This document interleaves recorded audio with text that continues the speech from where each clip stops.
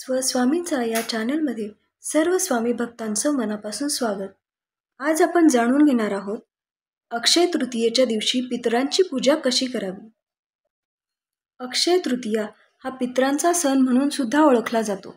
या दिवशी पितरांसाठी तर्पण विधी, पिंडदान, दानधर्म करण्याला खूप जास्त महत्त्व आहे. यंदा 2025मध्ये 30 एप्रिलला बुधवारी अक्षय तृतीया आलेली आहे. बऱ्याच जणांना असा प्रश्न पडतो की सासू सासरे असताना त्यांच्या सासू सासऱ्यांचं पिंडदान, तर्पणविधी, पितृपूजन आम्ही करावं का? तर नाही. आपले सासू सासरे असताना मुलाला आणि सुनेला अधिकार नसतो की त्यांच्या सासू सासऱ्यांचं तर्पणविधी, पिंडदान करावं. आपले सासू सासरे जिवंत असताना त्यांच्या सासू सासऱ्यांचं पिंडदान, तर्पणविधी मुलाने आणि सुनेने करणं म्हणजे हा एक प्रकारचा दोषच आपल्या स्वतःला, घराण्याला लागून घेण्यासारखा आहे. त्याच्यामुळे हे करू नका. सासू सासरे जिवंत असताना त्यांनाच अधिकार आहे. त्यांच्या सासू सासऱ्यांचं किंवा 3 पिढ्यांपर्यंतच्या पितरांचं तर्पणविधी आणि पिंडदान करण्याला तुम्हाला जर हवं असेल, म्हणजे मुलाला सुनेला जर हवं असेल, तुम्ही बाहेरगावी नोकरीनिमित्त, व्यवसायानिमित्त कुठे राहत असाल, तर तिथे आपल्या 3 पिढ्यांच्या पितरांचे स्मरण करून तुम्ही एखाद्या मंदिरामध्ये यथाशक्ती दान करू शकता. तुम्ही एखाद्या गरजू व्यक्तीला पाण्याने भरलेला माठ दान करू शकता, किंवा तुम्ही एखाद्या गरीब कुटुंबाला शिरा दान करू शकता. कोणी घेणार नसेल तर एखाद्या मंदिरामध्ये शिरा दान करू शकता. एखाद्या मंदिरामध्ये महिनाभर अखंड दिवा तेवत राहील याप्रमाणे तेलाचे पुडे तुम्ही देऊ शकता, किंवा एखाद्या मंदिरामध्ये महिनाभर रोज आरतीसाठी पुरेल एवढं तूप, एवढ्या वाटी तुम्ही देऊ शकता. अशा प्रकारे आपल्या पितरांचे स्मरण करून तुम्ही दान करू शकता. पण तर्पणविधी आणि पिंडदान आपले सासू सासरे जिवंत असताना आपण नाही करू शकत. आता दुसरा प्रश्न असा असतो की अक्षय तृतीयेच्या दिवशी सोने चांदी व्यतिरिक्त आपण काय खरेदी करू शकतो की ज्यामुळे वर्षभर घरात पैसा टिकून राहील, त्या घरात संपन्नता राहील, ते आपण जाणून घेऊ. अक्षय तृतीया हा 3.5 मुहूर्तांपैकी एक असल्याने या सणाला अतिशय महत्त्व आहे. या दिवशी भगवान विष्णू, माता लक्ष्मी यांचे एकत्रित पूजन केलं जातं.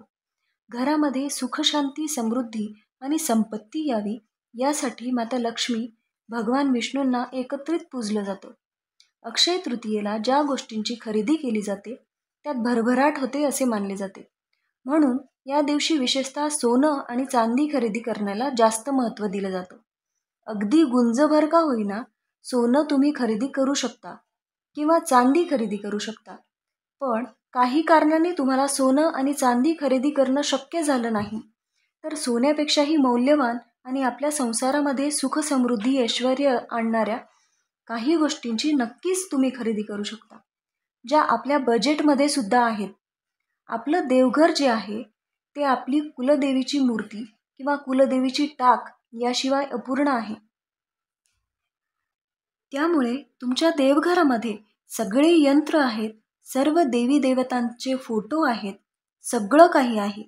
पण तुमच्या कुलदेवीला स्थान नसेल, तुमच्या कुलदैवताला तुमच्या देवघरात स्थान नसेल, तर तुमचं देवघर किंवा तुमचं घर हे अपूर्ण आहे. त्यामुळे अक्षय तृतीयेच्या मुहूर्तावर तुम्ही तुमच्या कुलदेवीची मूर्ती किंवा तुमच्या कुलदेवीची टाक खरेदी करू शकता आणि देवघरामध्ये त्याची स्थापना करू शकता. कुलदेवीची टाक जो असतो तो तुम्ही चांदीचा घेऊ शकता. पूजा साहित्याच्या दुकानामध्ये किंवा सोने चांदीच्या दुकानामध्ये तुम्हाला टाक जे आहेत ते मिळून जातील. किंवा चांदीची मूर्ती किंवा पितळेची मूर्ती, पंचधातूची मूर्ती तुमच्या कुलदेवीची, तुमच्या कुलदैवताची तुम्ही खरेदी करू शकता आणि या दिवशी त्यांची स्थापना करू शकता. किंवा तुमच्या घरात जर का फोटो नसेल, देवघरामध्ये फोटो नसेल, तर फोटो आणून त्याची सुद्धा स्थापना देवघरामध्ये करू शकता. याचबरोबर तुम्ही दक्षिणावर्ती शंख, श्रीयंत्र, गजलक्ष्मी तुमच्या देवघरात नसेल तर ते घेऊ शकता. आपल्या कुलस्वामिनीची, कुलदेवीची सेवा करण्यासाठी तुमच्याकडे दुर्गा सप्तशती ग्रंथ नसेल तर तो तुम्ही या दिवशी खरेदी करू शकता. आणि या दिवशीपासून आपल्या कुलस्वामिनीची सेवा करायला तुम्ही सुरुवात करू शकता. काहीच जर शक्य नसेल तर या अक्षय तृतीयेच्या दिवशी एक माठ, एक सुरई तुम्ही खरेदी करा. त्यामध्ये पाणी भरा आणि हे पाणी भरलेला माठ किंवा पाण्याने भरलेली सुरई एखाद्या गरीब व्यक्तीला आपल्या पितरांचे स्मरण करून तुम्ही दान करा. यामुळे आपल्या पितरांची कृपा आपल्याला मिळते, पितृशांती होते. पितृदोषामुळे ज्या काही अडचणी तुम्हाला येतात, तुमच्या कामामध्ये, आयुष्यामध्ये येत असतात, त्या दूर होतात असं म्हटलं जातं. कोणी गरीब व्यक्ती या पाण्याने भरलेला माठ घेणार नसेल तर तुमच्या घराच्या आजूबाजूला एखादं कुठेही कोणतं मंदिर असेल तर त्या मंदिरामध्ये सुद्धा तुम्ही हा माठ ठेवून येऊ शकता.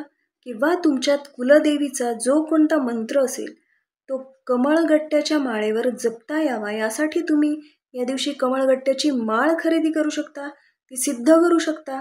आणि अक्षय तृतीयापासून तुमच्या कुलदेवीचा जो कोणता मंत्र असेल तो तुम्ही रोज एक माळ म्हणजे 108 वेळा म्हणू शकता.